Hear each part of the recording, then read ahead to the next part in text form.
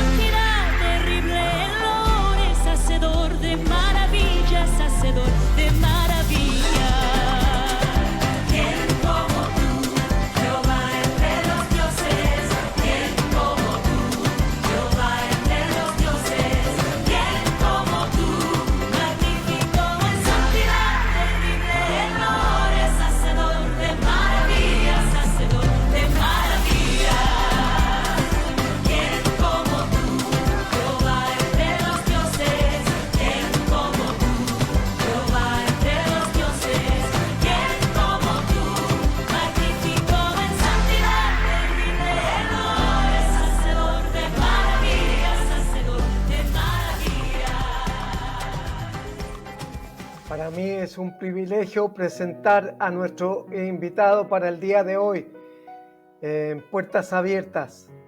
Se llama Alberto Seguel Mena, a quien le damos la bienvenida a Puertas Abiertas. Muchas gracias, pastor. Dios le bendiga. Gracias por permitirme estar con usted este día y poder conversar y hablar de lo que el Señor ha hecho en nuestras vidas. Cuéntele a nuestro público televidente cómo aparece Cristo en su vida.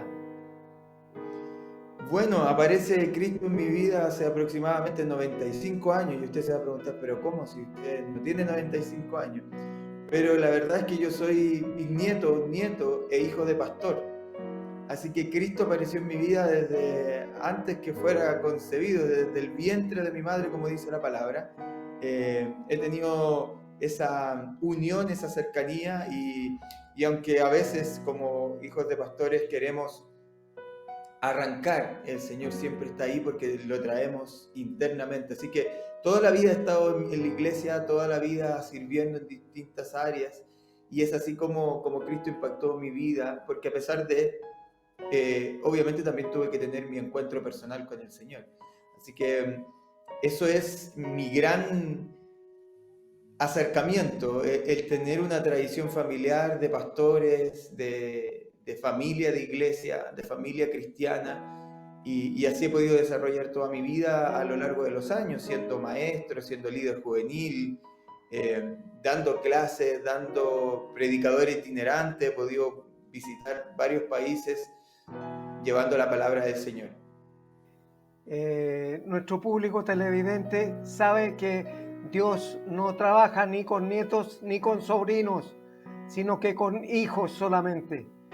¿A qué edad usted le levantó, le reconoció como Señor y Salvador de su vida? ¿A qué edad? Sí, a los 13 años yo reconocí al Señor y pasé a a las aguas del bautismo, me bauticé y entregué mi vida al Señor, tomé ahí la decisión personal y empecé a trabajar y a dedicarle todo mi tiempo al Señor. Obviamente como todo cristiano hay momentos más altos y más bajos, pero desde ahí en adelante yo comencé a servir, a entregar mi vida, a trabajar. De hecho, desde muy pequeño, ya a los 14, 15 años era líder de jóvenes, ya a los 17, 18 años era líder de jóvenes a nivel nacional de la agrupación Ajucris, la agrupación juvenil cristiana. Participaba ya en las mesas de desayuno juvenil, en las sociedades bíblicas, y empecé desde muy pequeño a entregarme por completo. Cuéntele a nuestro público televidente cómo nace el espíritu de escribir un libro. Sí, pastor, mire, fue una bendición muy grande. Yo este año 2025, en febrero del 2025, soy invitado a la ciudad de Nueva York, en Estados Unidos, a predicar. Y estuve en algunos eventos predicando y también visité Florida. Y entre eso un pastor me habla y me dice: Alberto, yo creo que es tiempo de que escribas un libro, el Señor quiere que tú lo hagas. Y recibí esa palabra y llegué a Chile los primeros días de marzo de este año y comencé a escribir. Le pedí en oración al Señor que me diera la temática de lo que Él quería que yo escribiera y comencé a escribir y estuve, fue una bendición porque fueron 21 días en los que me dediqué a tiempo completo y en 21 días pude escribir este libro que fue inspirado por el Espíritu Santo de Dios, donde el Señor me fue dando palabra y fue de gran bendición. Este libro se llama No mires hacia abajo y habla del proceso de Pedro caminando sobre las aguas, cuando Jesús se les aparece en medio del mar y viene al rescate de sus discípulos y Pedro le dice: Jesús, si eres tú, dime que yo vaya hacia ti. Jesús le dice: sí, ven, y Pedro comienza a caminar sobre las aguas. Entonces es un libro que habla sobre todo el panorama, todo lo que vivieron los discípulos ese día y cómo fue llegar a este gran milagro de parte de Dios de hacer a Pedro caminar sobre las aguas. Así que es un libro de mucha bendición, de mucho ánimo, un libro de vida espiritual, de vida cristiana, y que ha sido de bendición. El 14 de junio de este año hicimos el lanzamiento del libro en Librerías Vida, que es donde también está el libro. Luego lo llevé a Estados Unidos. En Estados Unidos también la gente lo está leyendo, está en plataformas digitales como Amazon, en varios lugares, y ha sido realmente una bendición de parte de Dios poder escribir este libro, una alegría muy grande porque yo vengo de una familia muy humilde, soy el primero de mi familia en acceder a la educación superior, el poder estudiar. Yo soy relacionador público, estudié periodismo, tengo diplomado en teología, tengo diplomado en educación superior, he trabajado toda mi vida en la educación superior en Chile. Entonces, es un orgullo también para mí, para mi familia, poder representarlo así y tener un libro inspirado por Dios y que ha sido de bendición para mucha gente que ya lo ha leído y que me escribe constantemente por redes sociales para decirme que fue de bendición. Usted tocó un punto que es muy importante. Dios conoce el corazón de cada uno de nosotros, y cuando Pedro bajó la mirada de Jesús y vio el viento y vio las olas que se venían contra él, empezó a hundirse. Entonces, cuando bajamos la mirada de Cristo, empezamos a hundirnos, empezamos a ver los problemas reales como son en nuestra vida. Sí, mire, en este sentido usted dice algo muy importante y que yo lo menciono muy claro en el libro, y es que cuando nosotros quitamos la mirada de Jesús es cuando aparecen los verdaderos problemas. Pedro se asustó al mirar lo que estaba pasando, las circunstancias, la tormenta, el viento, y pensó que estaba en problemas. Pero los verdaderos problemas para Pedro vinieron cuando él quitó la mirada de Cristo.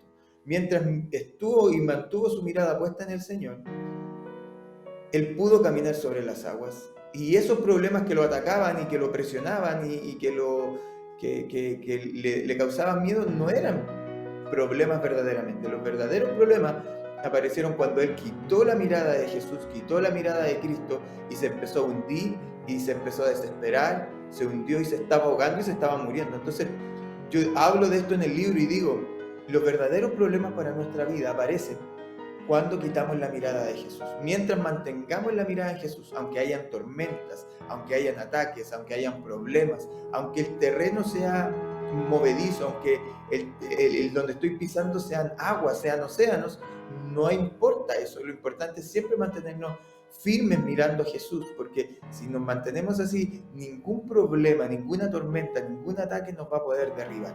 Los verdaderos problemas aparecen cuando quitamos la mirada de Jesús. Y ese es el mensaje central del libro No mires hacia abajo, y que invita a la gente efectivamente a no quitar la mirada de Jesús, que a pesar de lo que estemos viviendo debemos mantenernos y seguir siempre mirando a Jesús, aferrarnos a Él para que nada nos bote, para que nada nos destruya, para que nada nos haga caer. Así que ese es el mensaje principal del libro, y yo sé que para la gente que lo pueda leer va a ser de bendición. Yo que lo escribí ya lo he leído 3 o 4 veces y ha sido de bendición para mi vida cada vez que lo leo. Viene una palabra de aliento de parte de Cristo hacia mi vida y es de bendición. Así, y eso es lo importante que la gente pueda saber, los que nos puedan estar viendo, es que no importa lo que hayamos vivido, no importa lo que hayamos hecho, no importa, Jesús está con los brazos abiertos para recibirnos, para regenerarnos, para cambiarnos, para, como dice el apóstol Pablo a los Corintios, en que seamos una nueva criatura de pies a cabeza. Así que también yo le agradezco, querido pastor, esta oportunidad, el poder conversar, el poder dar un mensaje de aliento, un mensaje de esperanza, que es lo más importante y lo que mucha gente necesita hoy en día. Necesitan un mensaje de esperanza, de aliento, de que hay oportunidad para nuestra vida, y esa oportunidad es Jesús. Así es. Hermano, muchas gracias por haber compartido su testimonio con nosotros en Puertas Abiertas y con nuestro público televidente. Vamos a invitar a nuestro público televidente y a usted también a escuchar una nueva canción y luego la reflexión de la palabra. Levanto mis manos, aunque no tenga fuerza. Levanto mis manos, aunque tenga 1000 problemas.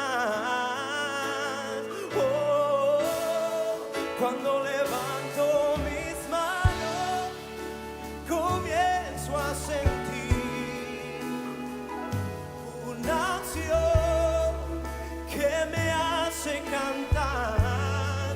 Cuando levanto mis manos, comienzo a sentir el fuego. Cuando levanto mis manos, mis cargas se van y nuevas fuerzas tú me das. Y todo esto es posible, todo esto es posible, todo esto es posible, todo esto es posible, con Cristo. Todo esto es posible, todo esto es posible, cuando levanto mis manos.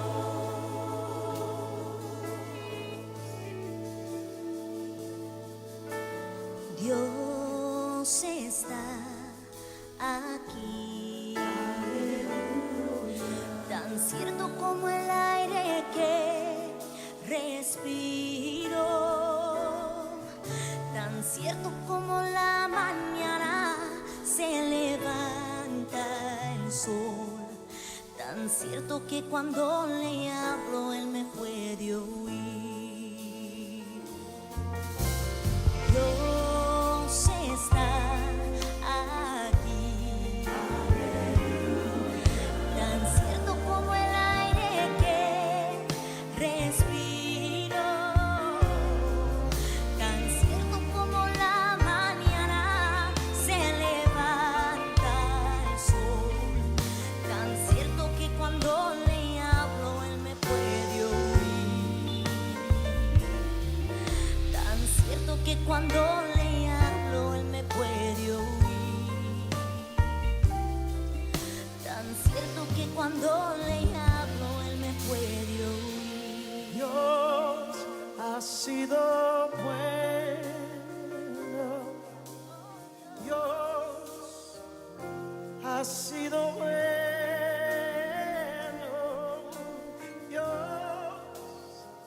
ha sido bueno. Bueno es Dios. Lo cantamos. Dios ha sido bueno. Dios ha sido bueno. Dios ha sido bueno. Bueno es Dios. The Lord is good. Vino palabra de Jehová a Jonás, hijo de Amittai, diciendo: levántate y ve a Nínive, aquella gran ciudad, y pregona contra ella, porque ha subido su maldad delante de mí. Y Jonás se levantó para huir de la presencia de Jehová a Tarsis, y descendió a Jope, y halló una nave que partía para Tarsis, y pagando su pasaje, entró en ella para irse con ellos a Tarsis, lejos de la presencia de Jehová. Pero Jehová hizo levantar un gran viento en el mar, y hubo en el mar una tempestad tan grande que se pensó que se partía la nave. Y los marineros tuvieron miedo, y cada uno clamaba a su Dios, con minúscula. Y echaron al mar los enseres que había en la nave, para descargarla de ellos. Pero Jonás había bajado al interior de la nave y se había echado a dormir. Y el patrón de la nave se le acercó y le dijo: ¿qué tienes, dormilón? Levántate y clama a tu Dios con mayúscula. Quizás Él tendrá compasión de nosotros y no perecemos.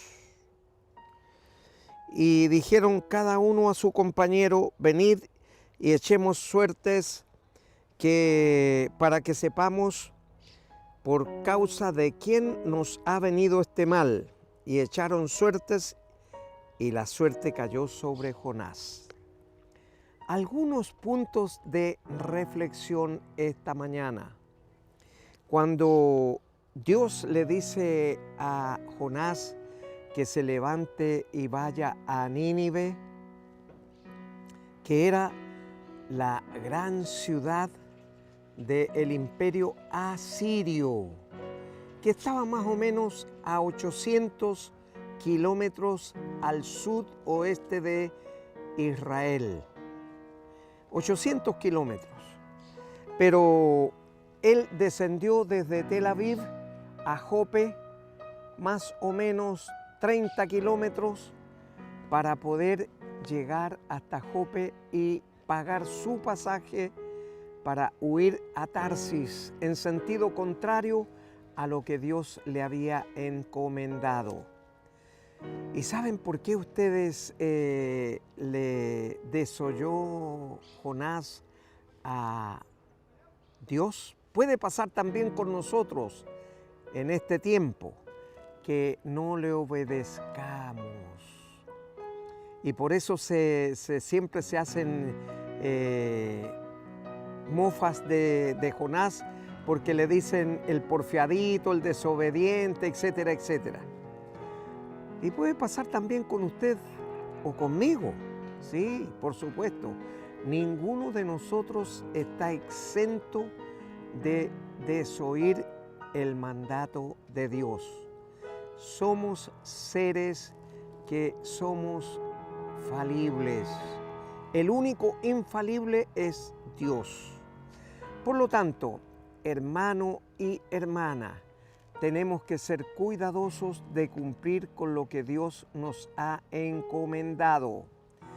¿Y por qué huyó Jonás hacia Tarsis? Porque fue la primera nave que encontró ahí. Por supuesto que era porque él no quería causar un malestar a su vida, porque sabía que Dios es misericordioso y que iba a perdonar a el pueblo de Nínive y al imperio asirio que estaba en ese momento con la gran ciudad en Nínive. Y por supuesto que él, conociendo que Dios es misericordioso, les iba a perdonar. Él no quería pasar esa vergüenza de predicarles a ellos para que se arrepintieran de su maldad, porque eran muy crueles, perversos, malos a lo sumo, eran los asirios. Y Jonás creció con esa rabia contra ellos porque veían lo maltratador y abusador que eran ellos. Por eso creció con esa rabia contra ellos, con esa ira, ese enojo contra los asirios. Y por eso no quiso ir. Pero Dios, en su amor, quería también salvarlos y rescatarlos. Y por si acaso ustedes no saben, en ese mismo lugar en Jope donde él tomó el barco para ir a Tarsis, en ese mismo lugar hay un lugar, una casa que está a la orilla del mar Mediterráneo, donde Pedro recibió a la comitiva que había enviado el centurión romano para que fuera a sanar a un miembro de la guardia que él tenía. Y por supuesto, en ese lugar había ya una historia posterior y está como mudo testigo un gran pez que fue el que se tragó a Jonás. Y dice aquí que él, pagando su pasaje, entró en ella para irse con ellos a Tarsis.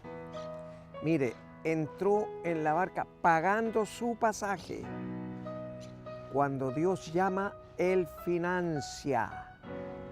Cuando nosotros hacemos lo que queremos, tenemos que pagar.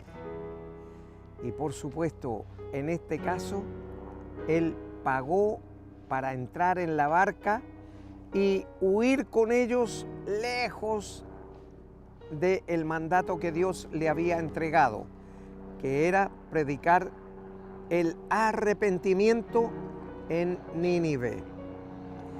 Y es posible que esta mañana a usted, ahí donde está, Dios le esté llamando a arrepentirse de su vida vieja, esa vida que lo ha maltratado, que ha sido abusivo con usted, esa vida que usted no quisiera haberla vivido, pero Dios le está llamando ahora para que usted le entregue su vida tal como está a Él y se encargará Él de hacerle una nueva criatura.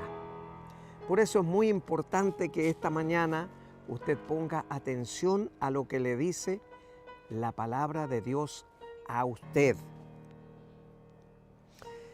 Y Jehová hizo levantar un gran viento en el mar, y hubo en el mar una tempestad tan grande que se pensó que la nave se partía. No eran naves como los transatlánticos que tenemos hoy día, eran naves de madera y eran movidas no por un motor fuera de borda, sino que eran movidas por esclavos que se ponían en el fondo de los barcos y a remos ellos iban siguiendo el compás de un capitán que les iba diciendo rápido o lento o más o menos. Entonces ellos no tenían la oportunidad, porque eran esclavos, de preguntarle al capitán por qué era el tambor tan rápido, si era para capear un temporal o era para arrancar de una guerra o de unos enemigos, o si era tan lento porque iban con exceso de velocidad y tenían que bajar el ritmo para poder llegar a tiempo y dentro del horario a el lugar que tenían destinado. Por lo tanto, el esclavo no tenía oportunidad de servir y preguntarle al señor, al capitán, por qué tenían que remar rápido, lento o regular. Ahora, usted me dirá, pero eso era un trabajo de lo último ya de los esclavos. Claro, y eso es lo que el Señor quiere que usted y yo seamos, esclavos de Él. Porque ahora usted es esclavo del diablo. Y quiero decirle una cosa, amigo y amiga, especialmente a ustedes, que el diablo paga muy mal a los que bien le sirven. Pero Dios, en su misericordia, en su amor, en su bondad, paga muy bien a los que mal le servimos. Ponga atención a eso, por favor, porque Dios es bueno en todo tiempo. Y solamente cuando estamos afligidos o con grandes preocupaciones, le decimos, Señor, venga y sáneme de esta enfermedad terminal que la ciencia no ha sido capaz de curármela. Y que en este momento, Señor, necesito de su intervención divina y milagrosa. Señor, en el nombre de Jesús, le ruego que usted me sane y me lleve delante de su presencia sin ningún síntoma de esta enfermedad que estoy padeciendo ahora. Mire, quiero decirle algo más.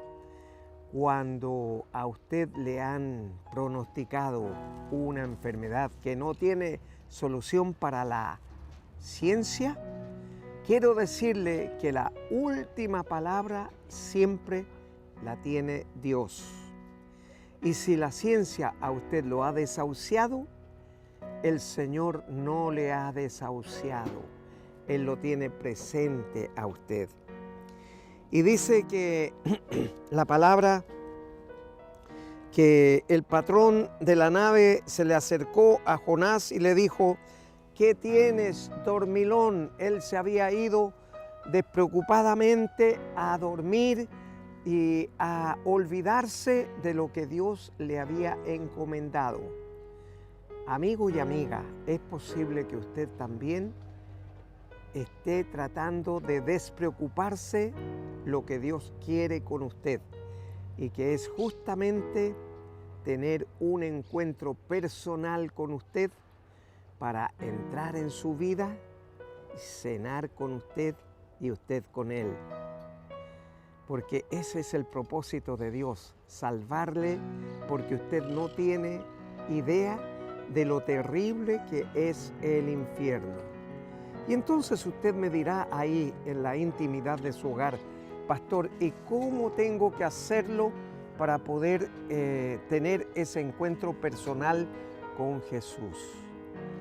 Y yo le digo, muy sencillo, ahí donde está, usted puede cerrar sus ojos y repetir conmigo la siguiente oración, pero que sea de corazón, porque Dios escruta los pensamientos y las intenciones del corazón.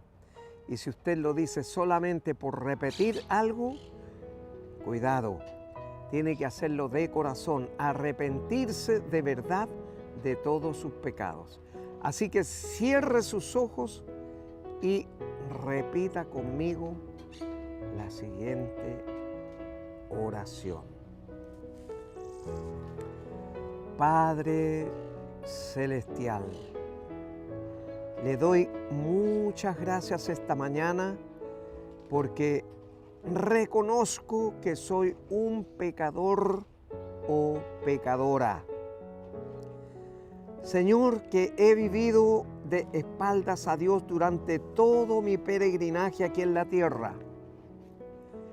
Y he hecho lo que yo quería, lo que yo creía, lo que yo pensaba, pero no he hecho su santa, perfecta y divina voluntad. Le ruego que borre todos y cada uno de mis pecados. Nunca más se acuerde de ellos, Padre Celestial. Y le ruego que me reciba como su hijo o su hija e inscriba mi nombre en el libro de la vida, porque yo en este momento abro la puerta de mi corazón y recibo a Jesucristo como mi Señor y mi Salvador personal desde este día y para siempre. Muchas gracias, Padre Celestial. En su nombre oro. Amén y amén.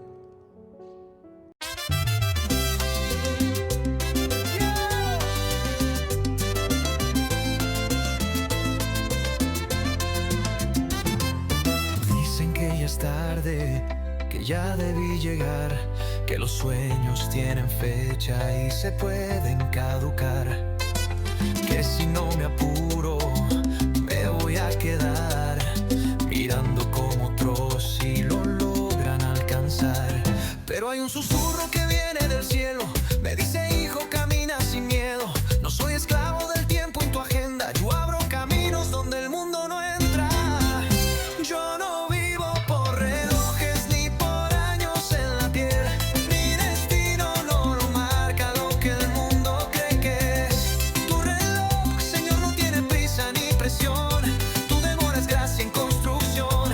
Yo confío aunque no vea solución, porque tú operas fuera del reloj.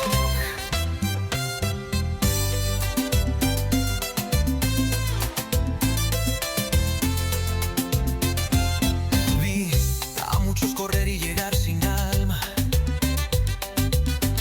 cumpliendo metas sin tener esperanza.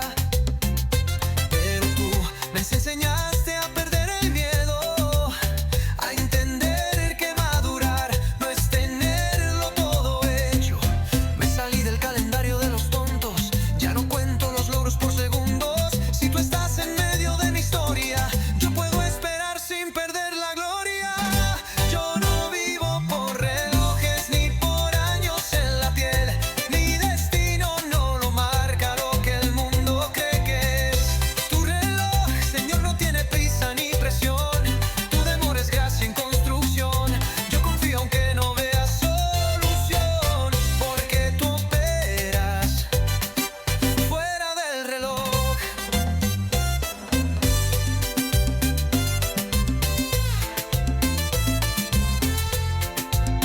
Prefiero tu proceso que un éxito fugaz. Prefiero tu palabra a cualquier oportunidad. Que digan que es tarde, que ya no se puede, mi fe no caduca.